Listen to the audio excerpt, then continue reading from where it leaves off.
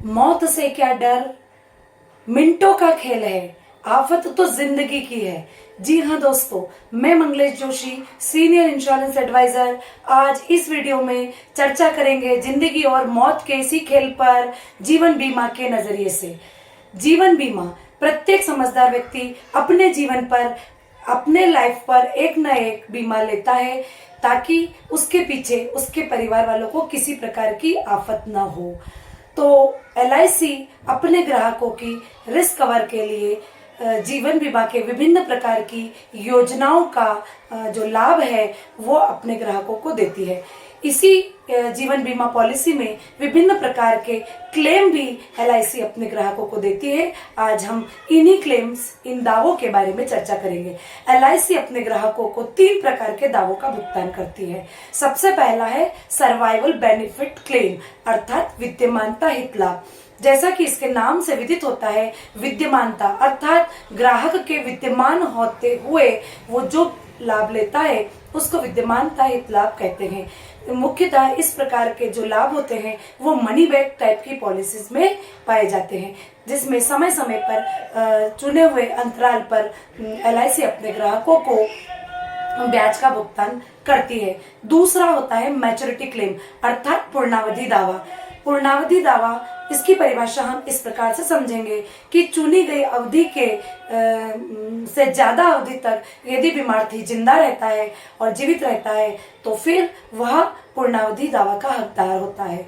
तीसरा प्रकार का दावा होता है डेथ क्लेम, अर्थात मृत्यु दावा। इसकी परिभाषा हम इस प्रकार देख सकते हैं कि चयनित अवधि के पहले यदि बीमार्थी की मृत्यु हो जाती है तो उस प्रकार की पॉलिसी में आने वाले या होने वाले दावे का जो भुगतान होता है वो मृत्यु दावा के रूप में किया जाता है। तो आज हम विभिन्न प्रकार से इन दावों के भुगतान के बारे में अलग अलग प्रकार से विस्तार से समझेंगे। तो सबसे पहले हम विद्यमानता हित लाभ अर्थात सर्वाइवल बेनिफिट की बात करते हैं।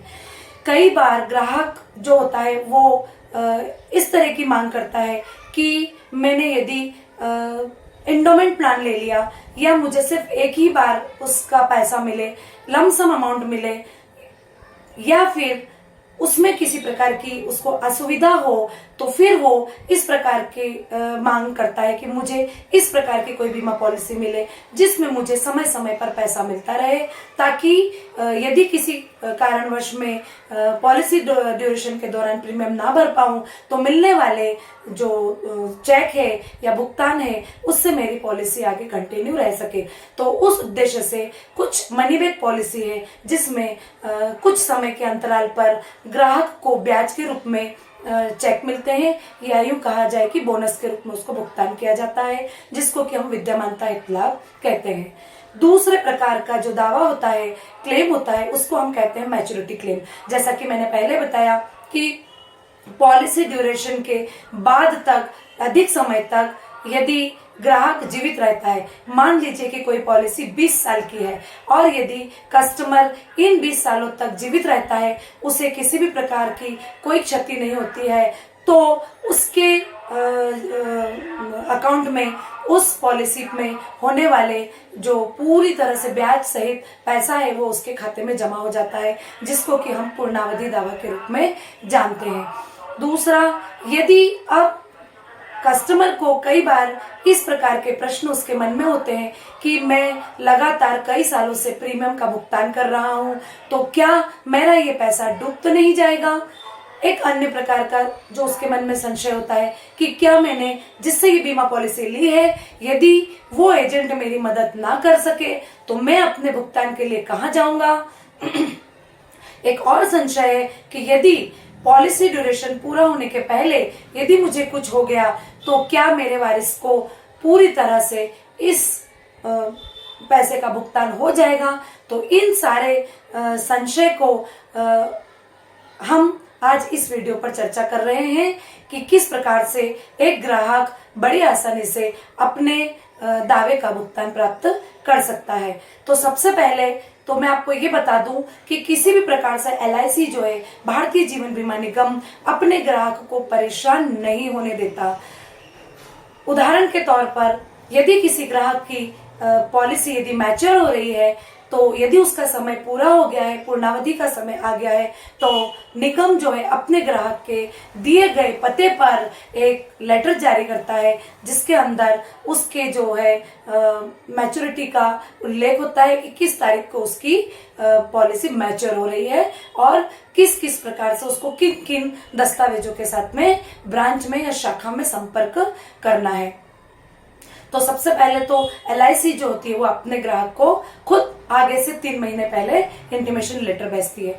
दूसरा, LIC पॉलिसी बनाते समय एक पॉलिसी बॉन्ड है ना, प्रस्ताव पत्र जारी करती है, जिस पर ग्राहक का नाम, उसका योजना की अवधि, प्रीमियम भुगतान की अवधि, उसमें दिए गए बोनस, उसके नॉमिनेशन, इन सब चीजों का उल्लेख वो करती है, उस पर प्रिंट होता है।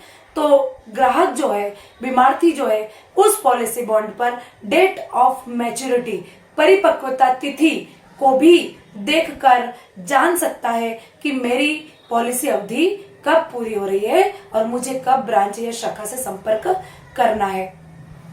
तीसरा, LIC के पोर्टल पर जाकर भी ग्राहक जो है अपनी पॉलिसी की डिटेल जो है वो जानकारी प्राप्त कर सकता है। और चौथा बड़ा आसान तरीका है कि वो अपने एजेंट के संपर्क में रहे और अपने एजेंट से बार बार मिलकर उसका अपडेट ले सकता है। इसके अलावा वर्तमान में निगम ने हर आवासीय स्थान के रहवासी इलाके में एक सैटेलाइट ब्रांच का भी व्यवस्था की है, जिसमें जाकर आप अपनी पॉलिसी नंबर दिखाकर और अपनी पॉलिसी की डिटेल प्राप्त कर सकते हैं। तो ये तो रहा सवाल कि किस तरह से ग्राहक को मालूम पड़ेगा कि मेरी मैच्योरिटी डेट कब है या मेरी पॉलिसी कब पूरी हो रही है। अब सवाल आता है कि वो अपनी पॉलिसी का भुगतान, उसके अंदर दावे का भुगतान किस तरह से प्राप्त करे। तो उसके लिए जैसा कि मैंने आपको बताया कि जैसे ही LIC का इंटीमेशन लेटर ग्राहक के पास मिलता है, वैसे ही उसके अंदर दिए गए टर्म एंड कंडीशन और जो रिक्वायरमेंट है उसको सबसे पहले वो पढ़े। उसमें एक नेफ्ट फॉर्म अटैच होता है। नेफ्ट फॉर्म अर्थात उसके अंदर बैंक डिटेल मांगी गई होती है, जिसमें आपको अपने बैंक का खाता संख्या, बैंक का नाम और अपनी जो बचत का प्रकार है वो सारी जानकारी आपको उसमें भरकर और 1 रुपए के रेवेन्यू टिकट लगाकर और फिर उस पे 2 विटनेस के हस्ताक्षर करके और वो डिस्चार्ज फॉर्म के साथ में ही नेफ्ट फॉर्म अटैच होता है। डिस्चार्ज फॉर्म का नंबर है 3825। आप याद रखें कि भुगतान प्राप्त करने के लिए एक डिस्चार्ज फॉर्म होता है जिसकी फॉर्म संख्या है 3825, जिसमें नेफ्ट फॉर्म जो होता है वो LIC ने अटैच किया होता है। तो आप 3825 फॉर्म संख्या अपने नियरेस्ट ब्रांच से भी ले सकते हैं या अपने नियरेस्ट सैटेलाइट ब्रांच से भी ले सकते हैं, या किसी अदर ब्रांच का कोई एजेंट है आप उससे भी ले सकते हैं। उसके साथ ही साथ आपको अपना आइडेंटिटी प्रूफ, अपना एड्रेस प्रूफ सेल्फ अटेस्टेड करके फिर उस डिस्चार्ज फॉर्म के साथ जमा करना होता है। साथ ही एक महत्वपूर्ण चीज जो आपको जमा करनी है वह है कैंसल्ड चेक। कई बार ग्राहक जो होते हैं वो किसी भी बैंक का नॉर्मली अपना सेविंग करने के लिए किसी भी बैंक में अपना अकाउंट ओपन करा लेते हैं, लेकिन उनके कैंसिल चेक में माइकर नंबर और IFSC कोड ये सारी चीजें कई बार नहीं पाई जाती, या फिर उसमें उनका स्वयं का नाम जो होता है वो प्रिंट नहीं होता है। तो इस बात का विशेष ध्यान रखें कि आप जो कैंसिल चेक दे रहे हैं उसमें आपका नाम जो होता है वो प्रिंटेड होना चाहिए और पासबुक की फोटोकॉपी, ये सारी सेल्फ अटेस्टेड करके और आपको नियरेस्ट ब्रांच में समय से पहले अर्थात 3 महीने पहले यदि आपके पास लेटर आता है और उन 3 महीनों के दौरान यदि आपने पॉलिसी का पत्र भरते समय, प्रस्ताव पत्र भरते समय यदि आपसे कोई जानकारी छूट गई है तो आप उस जानकारी को अपडेट कर लें। यदि आपके आधार कार्ड, पैन कार्ड या किसी भी प्रकार के बैंक में पते में किसी भी चीज में परिवर्तन हुआ है तो उन परिवर्तन को आप अपडेट करा लें, करेक्शन करा लें, और सारा करेक्शन, उचित करेक्शन करने के बाद में 3 महीने का समय काफी होता है। इसीलिए LIC जो होती है, निगम जो होता है, वो 3 महीने पहले जो होता है अपने ग्राहकों को इंटीमेशन लेटर भेजता है कि दिए गए सारे उल्लेखित, जितने भी उल्लेखित दस्तावेज है उनकी व्यवस्था करके आप ब्रांच में संपर्क करिए। तो इस प्रकार से सारे दस्तावेजों की सही जानकारी के साथ में आप अपनी ब्रांच में संपर्क कर सकते हैं। एक और आसान तरीका, आप अपने एजेंट को भी फोन कर सकते हैं। एजेंट दिए गए आपके जो दस्तावेज हैं उनकी जांच करके और आपको घर बैठे आपके खाते में दावे का भुगतान कराने में मदद करेगा। इसके अलावा यदि किसी कारण से आपका एजेंट से संपर्क नहीं हो पा रहा है या आपका एजेंट आपकी किसी कारणवश मदद नहीं कर पा रहा है तो आप किसी अन्य भारतीय जीवन बीमा निगम के एजेंट को कॉल करके या उसकी मदद से भी आप अपने भुगतान के लिए क्लेम कर सकते हैं। इसके अलावा आप, जैसा कि मैंने बताया, आप स्वयं तो उस चीज को कर ही सकते हैं। LIC जो है अपने ग्राहकों को स्वयं भी आगे से रहकर बार बार मैसेज और रिमाइंडर डालती रहती है ताकि आपके जो सब्र का जो फल है, मीठा फल है, उसका आप स्वाद ले सके, किसी भी तरह का आपको कुछ भी नुकसान ना हो। तो ये तो मैंने आपको बताया मैच्योरिटी क्लेम अर्थात पूर्णावधि दावा, कि पूर्णावधि द्वारा दावा हमारा कब मिलने वाला है, उसकी जानकारी हमें कैसे मिलेगी और किस प्रकार से कोई ग्राहक अपने पूर्णावधि दावे को अपने खाते में निर्बाध रूप से ले सकता है। अब एक और प्रकार का दावा होता है जिसको हम बोलते हैं डेथ क्लेम अर्थात मृत्यु दावा। जैसा कि मैंने पहले बताया था कि इसकी परिभाषा हम इस प्रकार दे सकते हैं कि चयनित पॉलिसी अवधि के पूर्व यदि किसी ग्राहक की मृत्यु हो जाती है तो उस पॉलिसी में आने वाले भुगतान को हम मृत्यु दावा के नाम से जानते हैं, डेथ क्लेम के नाम से जानते हैं। चूंकि बीमार्थी तो अब जीवित नहीं है, इसलिए इस दावे का भुगतान उसके नॉमिनी को किया जाएगा। मृत्यु दावा में सबसे पहले जो नॉमिनी होता है उसको एक इंटीमेशन लेटर अर्थात एक आवेदन अपने संबंधित ब्रांच को देना होता है जिसमें मृतक अर्थात बीमार्थी जिसका बीमा किया था, मृतक का नाम, उसका नॉमिनेशन, उसके मृत्यु का कारण, उसके मृत्यु का समय, दिन, दिनांक, उसका जो योजना है और उसकी जो पॉलिसी संख्या है, ये सारी चीजें उसमें लिखित रूप में करके भर के और ओरिजिनल पॉलिसी बॉन्ड के साथ में जो कि निगम ने जारी की है वो बीमार्थी के ID प्रूफ के साथ में शाखा में जाके जमा कराए। जमा कराने के 15 से 20 दिन के अंतराल पर यदि सारे दस्तावेज उचित है तो नॉमिनी के खाते में पैसा आ जाएगा। चूंकि पैसा नॉमिनी के खाते में आता है तो स्वाभाविक है कि दस्तावेज तो नॉमिनी के भी लगेंगे। तो मृतक अर्थात बीमार्थी के दस्तावेज के साथ में नॉमिनी को भी अपना ID प्रूफ, एड्रेस प्रूफ, जैसा कि मैंने कैंसिल चेक के बारे में पहले बताया था, नॉमिनी का cancel cheque, passbook, pan card, सारा सेल्फ अटैच करके नॉमिनी को भी अपने उस डॉक्यूमेंट्स के साथ में लगाना पड़ेगा ताकि उचित व्यक्ति को सही व्यक्ति को उसके क्लेम का भुगतान हो जाए, जैसा कि मृतक अर्थात बीमार्थी ने सोच समझकर उसको वारिस बनाया था। अब सवाल ये आता है कि कई बार क्या होता है कि नॉमिनेशन नहीं किया जाता, कई बार नॉमिनेशन अज्ञानतावश नहीं होता है और कई बार चाहते हुए भी छूट जाता है या बाद में कर लेंगे, इस तरह से कभी नॉमिनेशन यदि छूट भी जाता है तो उसमें चिंता की कोई बात नहीं है। जो कानूनी उत्तराधिकारी है वो उचित दस्तावेज प्रस्तुत करके और दावे के लिए आवेदन कर सकता है। फिर निगम उसके ऊपर उचित जांच करेगी, यदि दस्तावेज उचित है तो उस कानूनी उत्तराधिकारी को उसका दावे का भुगतान हो जाएगा।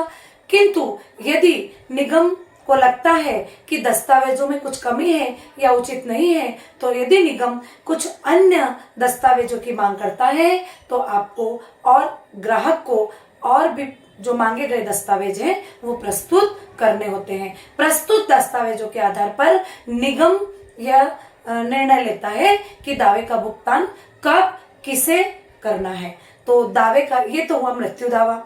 अब स्थिति बनती है, कई बार ग्राहकों का, कस्टमर के मन में यह भी संशय होता है कि सुसाइड, एक्सीडेंट या मर्डर इस तरह का कोई केस होता है तो क्या दावे का भुगतान होता है? क्या जीवन बीमा अपने ग्राहकों को दावे का भुगतान करेगा? उस स्थिति में पुलिस वेरिफिकेशन जो होता है वो अति महत्वपूर्ण होता है। इन स्थितियों में पुलिस वेरिफिकेशन किया जाएगा, एफआईआर की जो कॉपी होती है वो लगाई जाएगी, फिर इसके ऊपर पूरी तरह से जांच होगी और उचित कार्रवाई होने के बाद में फिर उसके ऊपर निगम जो होता है वो निर्णय लेता है कि दावे का भुगतान किस प्रकार किया जाएगा। लेकिन भुगतान जो है वो पूरी तरह से उन दस्तावेजों की और एफआईआर और पुलिस वेरिफिकेशन के ऊपर निर्भर करता है। अब डेथ क्लेम जो होता है वो भी फिर दो प्रकार का होता है। एक तो होता है अर्ली डेथ क्लेम और दूसरा होता है non early death claim. Early death claim की परिभाषा ये है कि जिस दिन से पॉलिसी जारी हुई है, डेट ऑफ कमिटमेंट, जिस दिन आपने पॉलिसी बनाई है उस दिन से लेकर 3 साल की अवधि के दौरान यदि किसी ग्राहक की मृत्यु हुई है, कस्टमर की मृत्यु हुई है, तो उसको अर्ली डेथ क्लेम का हम नाम देते हैं। उस अर्ली डेथ क्लेम में ये पता किया जाता है कि डेथ नॉर्मल हुई है, किस कारणवश हुई है, बीमारी से हुई है, बीमारी कहीं छुपाई तो नहीं गई है, हॉस्पिटल के जो डॉक्यूमेंट्स हैं, हॉस्पिटल की जो रिपोर्ट है, वो सारी चीजें उसमें मान्य होगी। और इन सारी प्रोसेस के लिए 30 वर्किंग डे लग जाते हैं। 30 वर्किंग डे के दौरान आपको उसका क्लेम उचित दस्तावेज और उचित जांच के बाद में मिलेगा। और नॉन अर्ली डेथ क्लेम में सारे दस्तावेज यदि उचित हैं तो 15 से 20 दिन के अंदर जो है नॉमिनी को पैसा ट्रांसफर हो जाएगा। तो आज हमने बीमा अनुभव में हमने विभिन्न प्रकार के दावों के भुगतान और उसको किस प्रकार से प्राप्त किया जाए और उसके आवश्यक दस्तावेजों के बारे में चर्चा की। तो उम्मीद है कि आपको ये वीडियो पसंद आया होगा और आप इसको ज्यादा से ज्यादा लाइक और शेयर करें ताकि अन्य ग्राहकों को भी इसका फायदा हो और अपने इतने लंबे समय से जो सब्र और धैर्य के साथ जो पैसा उन्होंने जमा किया है उसका मीठा मीठे फल का लाभ भी वो उठा सके। अज्ञानतावश कहीं ऐसा न हो कि वो दावा प्राप्ति से वंचित रह जाए। तो अंत में मैं तो सिर्फ एक ही बात कहूंगी कि जो अपनों से करे प्यार वो LIC से कैसे करे इनकार।